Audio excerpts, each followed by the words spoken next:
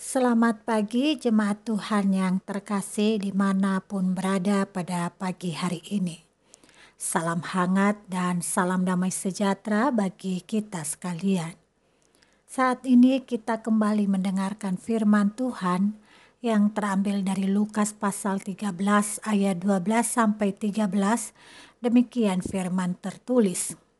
Ketika Yesus melihat perempuan itu, ia memanggil dia dan berkata kepadanya, "Hai ibu, penyakitmu telah sembuh." Lalu ia meletakkan tangannya atas perempuan itu, dan seketika itu juga berdirilah perempuan itu dan memuliakan Allah. Saudara, sakit menahun bukanlah hal yang mudah.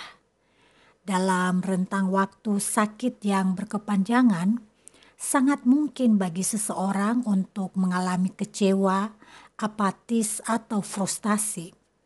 Demikian yang dialami oleh seorang perempuan sebagaimana dituturkan oleh kitab Injil Lukas.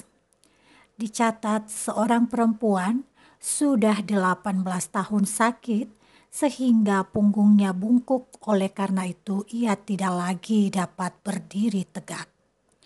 Saudara, Injil Lukas tidak menyebutkan apa nama penyakit yang diderita perempuan itu.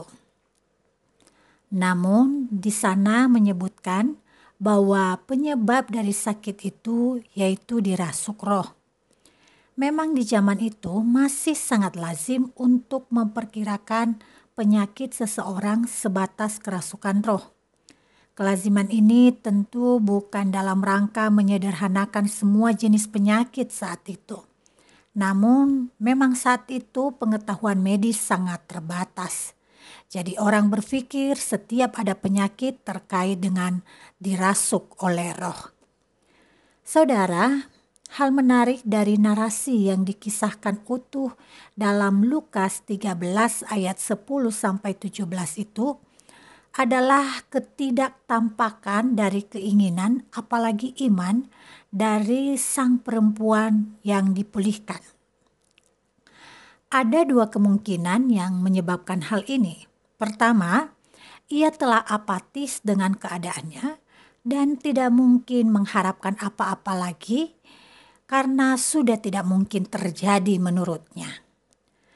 Atau mungkin yang kedua, dia memang memiliki kerinduan untuk sembuh, tetapi terhambat oleh batasan tradisi yang tidak membenarkan seorang perempuan meminta pertolongan kepada seorang laki-laki, apalagi di saat hari Sabat. Itu juga yang kemudian menjadi alasan kemarahan para pemimpin agama Yahudi yang ada di lokasi ketika Yesus melakukan penyembuhan kepada perempuan itu. Saudara, dalam ketidakberdayaan perempuan itu, kita bisa melihat Yesus justru memanggilnya. Ia berkata, "Hai ibu, penyakitmu telah sembuh." Dan dicatat oleh kitab Lukas, sesudah perempuan itu disembuhkan, ia memuliakan Allah. Saudara, tentu apa yang dilakukan Yesus sangat berdampak. Pertama, berdampak kepada perempuan yang telah mengalami pemulihan. Ia terbebaskan dari sakit yang menyiksa.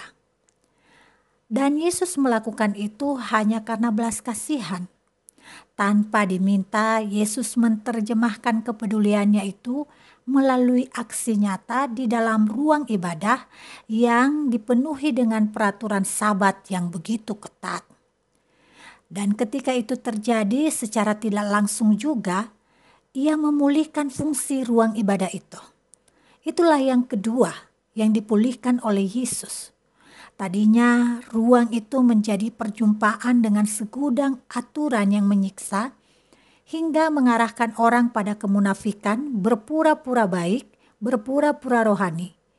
Dan sekarang Yesus memulihkan ruangan itu menjadi ruang perjumpaan yang saling membebaskan dan memedulikan.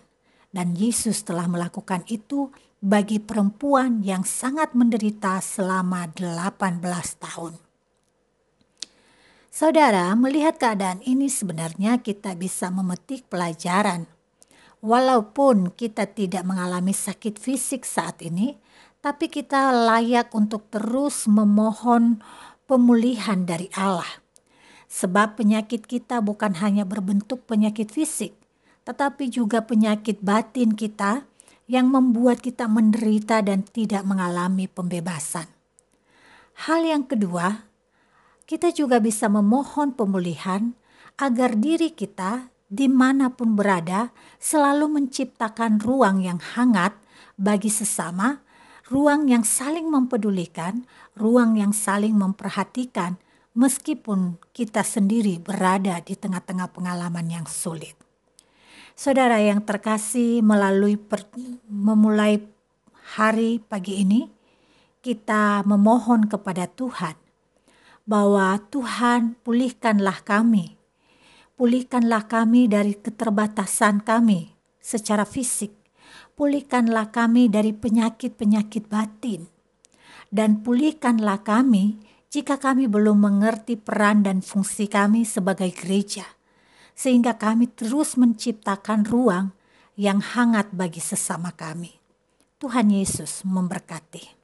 Mari kita berdoa. Terima kasih Bapa yang baik, kami bersyukur atas kebaikan-Mu dalam kehidupan kami. Kini kami memohon kepadamu, pulihkan kami yang terbatas ini, baharui kami, sehingga kami menjadi anak-anak Tuhan yang tampil berdasarkan pertolongan Tuhan dan menghadirkan kebaikan, pembebasan, juga perhatian di dalam perjumpaan kami dengan sesama. Tuhan tolong kami, agar kami dikuatkan dalam melakukan fungsi-fungsi kami. Ketika kami berhadapan dengan pengalaman yang sulit, mampukan kami untuk terus menghayati bahwa tugas kami adalah menciptakan ruang bagi sesama kami, sehingga kami bisa membebaskan kasih dan kepedulian. Di dalam nama Yesus Kristus kami memohon. Amin.